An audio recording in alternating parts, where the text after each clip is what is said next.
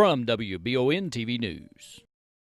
August is hot, and so are the savings at Appalachian Wireless, where all smartphones are 50% off. Even the 64, 128, and 256 gig models. 2-year agreement required.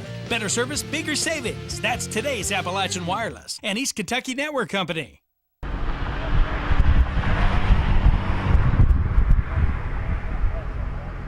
Here in Richmond, City Commissioner Jason Morgan remarks that he's seen a connection with certain businesses in the Richmond area.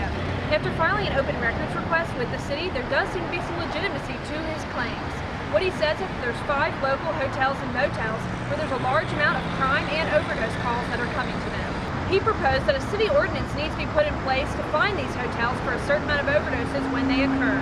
He says that such an ordinance would be the first of its kind in the state. Jason Morgan himself filled us in on some of the details.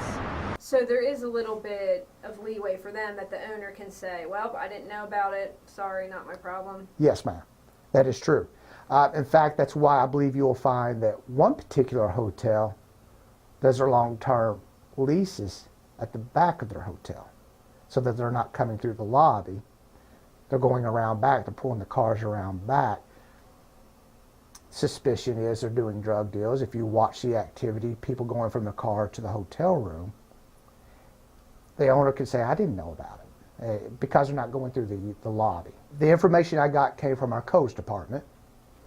I suspect that the codes department reached out to the police to get the information that was provided to me in what I showed you. 256 incidences in 1 year. This information said here's the problem, and there is a problem, and we can put a number to the problem, and if any ordinances that we can write specifically to the hotel industry is actually legal, and then I will ask our city attorney to draft an ordinance if it is, if this private attorney says he believes it can be done. I'm going to instruct our city attorney to write an ordinance addressing these problems in the hotels. We're going to have to become creative. I suspect that we're going to be the leader in the state with this type of law on the books. So we'll levy a fine on the hotels that if you're going to be a nuisance, if you're going to be a bad business, if you're going to be a bad neighbor in our community, you're going to pay a price. There's going to be a consequence. We're going to protect our homeowners in Richmond, and we're going to protect your investment if you're a homeowner in Richmond. We're not going to, the day of not solving our problems is over. And we've identified the problem. We're going to take some leadership action, and we're going to solve these problems. It's not going to be easy. It's not going to be overnight.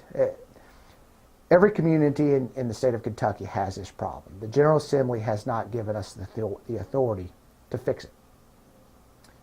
We're going to have to create our own authority. We're going to have to find our own way of solving it. And I suspect that, and hopefully, this time next year, Richmond will be looked upon as the leader in solving these problems. That's the goal. The goal is to protect these homeowners, to protect their investment that they've made in purchasing a home. So hopefully this time next year you'll see some real solutions. That's the goal. We will be continuing with this series to look at all sides of the issue, talking to EMS, police, and even local business owners. For WBON TV here in downtown Richmond, I'm Marissa Hempel.